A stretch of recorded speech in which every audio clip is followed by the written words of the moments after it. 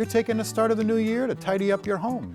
And that might mean that you're taking a look through the old spice cabinet and maybe need to re-rack some things, rethink some things, or just use the stuff that's been sitting there for a while. Exactly. Kowalski's culinary director, Rachel Perrin, has some tips on when it's time to refresh. And boy, did you go all out. Yeah, we got the whole collection here today, and I think it's a good time of year to clean out the spice drawer, right? Yeah, why not? These are things that hang around in our kitchens for long times very often, and it can be hard to know, like, is it time to go or not? And sometimes they feel like maybe they're a little bit pricey and you don't want to just toss them out, but they lose their effectiveness. They don't get bad like the way, you know, unsafe foods might get bad, but Right. they do lose their potency. And so let's talk about how to know whether or not you should get a new jar of herb How do or you know? spice. Do they don't like.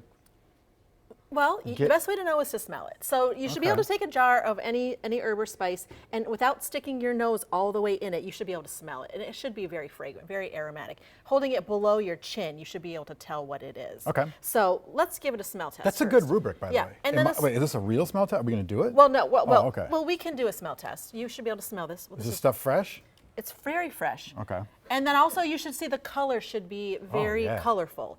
If you start to see that they lose their color, they become less vibrant, less intense, Get rid of they're them. lighter, it's time for them to go. Yep. I also have a 1, 2, 3, 4 rule that I use in my drawer to know when I'm going to get rid of things. 1 year for things like ground or dried herbs, anything that was once green. So tarragon, marjoram, basil, you know, things like that. Even onion and garlic that had green shoots on them, I get rid of those after a year.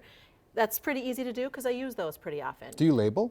I do label them. And then also 2 or 3 years for spices, it depends on what the color is. So any regular spices, you're going to go with about 2 years, and then 3 years for a ground non-red spices. So the red ones tend to have more volatile stuff in them. So those need to be handled a little bit more carefully. I do think the ground red ones going into the freezer or fridge helps prolong their life a little bit too. It's a little pro tip. Oh, cool. And then last thing is whole spices or whole seeds. So anything like cinnamon sticks, cardamom pops, Peppercorns. nutmeg, peppercorns. They last a long time because you grind or you grate them yourself at home. So those can go up to 4 years. So that's 1, 2, 3, and 4.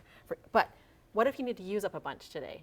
Yeah, what do you do? I got a great recipe for Okay, you. let's go. We're going to use at least 11 of these in a chicken wing recipe that I love to make for dinner with a little bit of, you know, white rice and maybe some steamed spinach or another steamed vegetable, or you can just have it as a game day snack. Wonderful. So we're going to make a spice rub using, again, a bunch of spices: cumin, allspice, cinnamon, coriander, nutmeg, cloves, and paprika. With a Okay. little bit of salt and pepper, you just take a little bit of oil, take the spice mixture, and Yeah. throw it on the wings.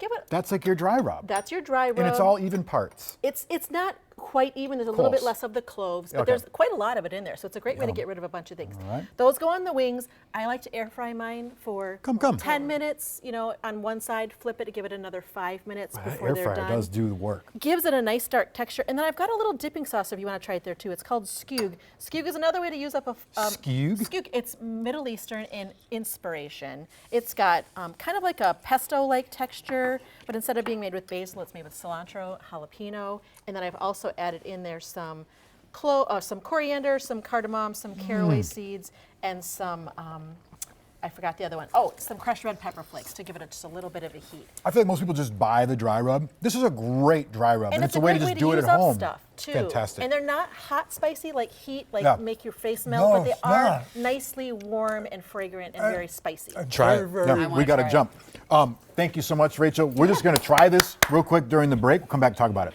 Be right great. back. I love it.